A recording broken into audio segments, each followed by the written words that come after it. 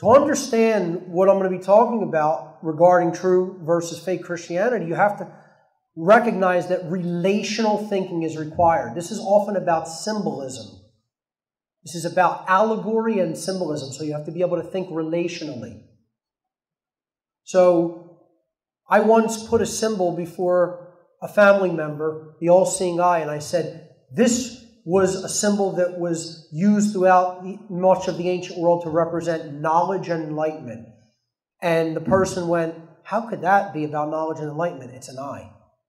Could not grasp the fact that an eye in the triangle with light, radiating out from it was representative of an idea or a concept regarding knowledge.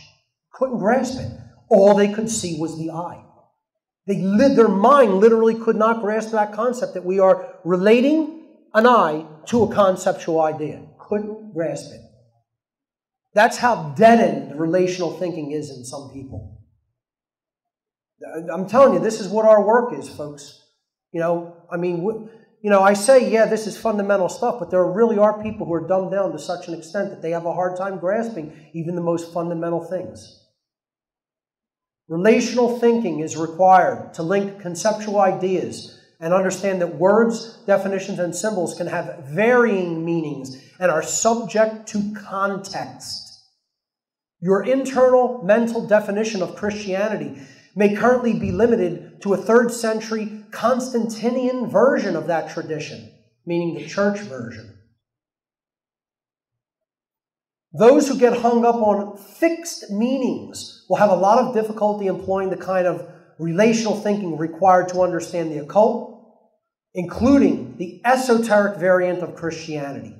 Such relational thinking will apply to a range of philosophy, words, and symbols. For example, what the concept of Lucifer is and means will vary tremendously depending on whether we are discussing light Luciferianism or dark Luciferianism. Lucifer is not one thing. The concept of Lucifer, when taken in context, will change meaning in relation to which school of thought we happen to be discussing. So if you get hung up on the word, you're not going to get the concept. The word Lucifer can mean 2 different things, just as the word Christ can mean 2 different things. The word Christianity can mean 2 different things.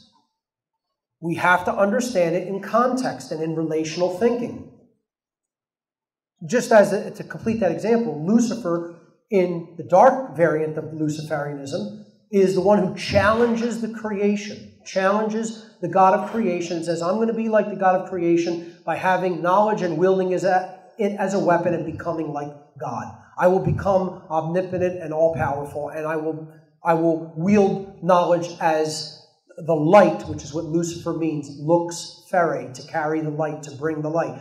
I will bring the light for the purpose of control and enslavement. That's the dark Lucifer. What people may call the biblical / Christian variant of the fallen consciousness. The fallen knowledge. It's the black sun, using knowledge as a weapon. Then there's the light Lucifer, the true light bringer, bringing the light of the Creator to people, to help them open up their mind and understand morality and natural law. That's light Luciferianism.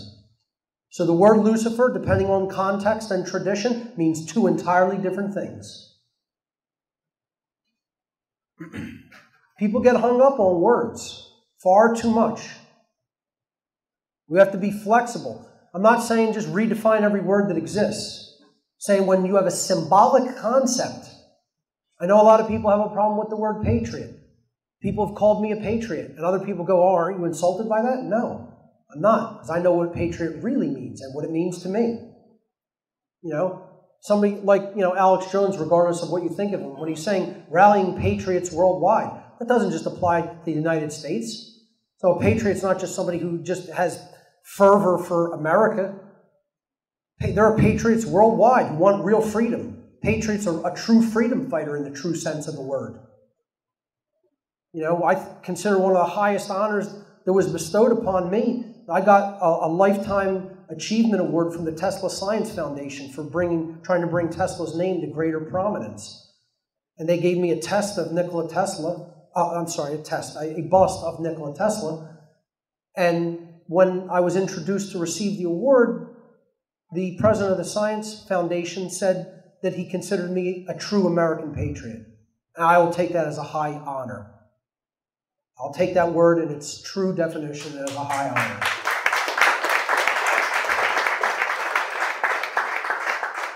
So please don't get hung up on the words here, folks. Understand the concepts. This is why I say knowledge, words, and symbols are not good or evil. They are tools for coming to an understanding of conceptual ideas. This is what we do. It's what we do with that knowledge through our actions that convert it into good or evil in the world.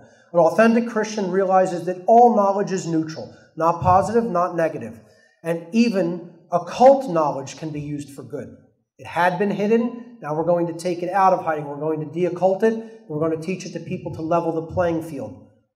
Now what was hidden from you, you can understand, and understand how they were manipulating as a result of understanding that knowledge. That's using occult knowledge for the right reasons.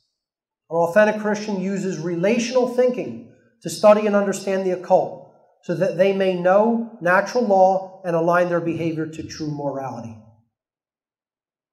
We've got to put all the pieces of that great big puzzle in place, folks, to understand the big picture.